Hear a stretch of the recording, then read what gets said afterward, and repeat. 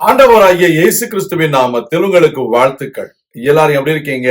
சோமா இருக்கீங்களா? சந்தோஷமா இருக்கீங்களா? இந்த நாளிலும் ஆண்டவர் கொடுக்கிற ஆசீர்வாதமான வார்த்தை யோபு 22ஆம் அதிகாரம் 21ஆம் ஜோப் சாப்டர் 22 verse 21. நீர் அவரோடே பழகி சமாதானமாய் இரும், அதனால் உமக்கு நன்மை. அருமையான தேவனுடைய பிள்ளைகளே, ஆண்டவருடைய வார்த்தையில் சொல்லப்படுகிறது, நாம் தேவனோடு பழகி தேவனோடு சமாதானமாய் இருக்கும் பொழுது நமக்கு நன்மை உண்டாகும். யோபுடைய நண்பனாகிய எலிப்பாஸ் யோபுவுக்கு சொன்ன ஒரு ஆலோசனை, தேவனை பற்றியதான ஒரு நல்ல காரியத்தை அந்த இடத்துல ஒரு ஆலோசனையாக சொல்கிறதை பார்க்கிறோம். Today we need to understand, when we acquaint ourselves with God and have peace with Him, good things will happen in our life. This is the advice given to Job. We need to understand it is more important for us to acquaint with God than to human beings. உலக பிரகாரமான நண்பர்களை நாம் சம்பாதித்து அவர்களோடு கூட பழகி அவர்கள் மூலமாக நமக்கு ஏதாவது நன்மை உண்டாகுமா என்று அநேக வேளைகளில் நாம் தேவனை விட்டு விடுகிறோம். அப்படி இல்லாதபடிக்கு, தேவனை விட்டுவிடாதபடிக்கு நாம் தேவனோடு கூட பழகும் பொழுது தேவன் நமக்கு நன்மை உண்டாகும்படி செய்கிறார். தேவனுடைய பிள்ளைகளே, உலக மனிதர்கள் நமக்கு தேவைதான். ஆனால் உலக மனிதர்களுடைய நட்பை விட, பழக்கத்தை விட மேலானது தேவனுடைய பழக்கம். It is important for us to have the fellowship of God so that we will receive good things in our life. God will prosper us.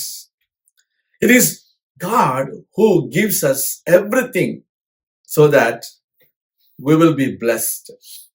But there are people, they neglect God but give importance to human beings and friends.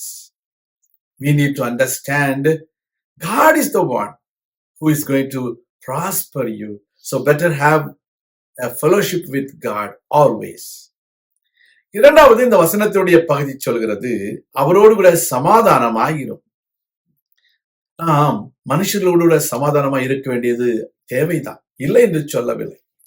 இயன்ற மட்டும், கூடுமானால் ஆன வரைக்கும் நாம் எல்லா மனிதர்களோடும் சமாதானமாய் இருக்க வேண்டும் என்பது தேவ ஆலோசனை.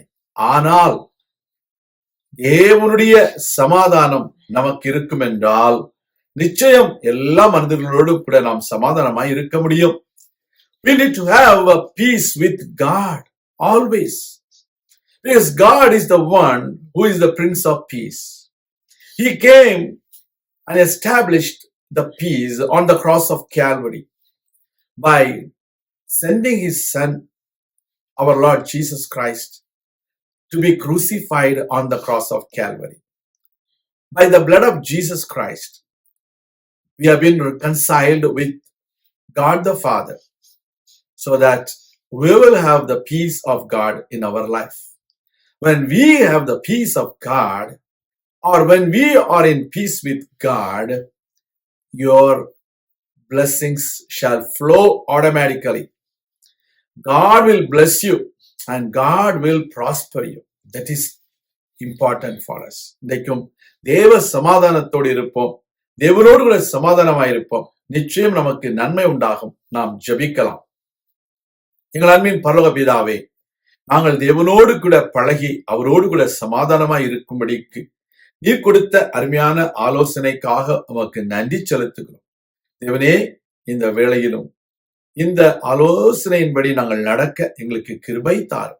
எங்களை பலப்படுத்தும், எங்களை உற்சாகப்படுத்தும், எங்களை பாதுகாத்துக் கொள்ளும். எல்லா தீமைகளுக்கும் எங்களை விலக்கி காத்துக்கொள்ளும். அற்புத அடையாளங்களை செய்திருந்தோம். உம்மாலே கூடாதது ஒன்றுமில்லை. தேவ கிருபையும் வல்லமையும் பாதுகாப்பும் தொடர்ந்து உம்முடைய பிள்ளைகளோடு இருக்கட்டும். இயேசு கிறிஸ்துவின் நாமத்தில் ஜெபிக்கிறோம் எங்கள் நல்ல பிதாவே, ஆமேன். கர்த்தர் தாமே உங்களை ஆசீர்வதிப்பாராக. ஆமேன்.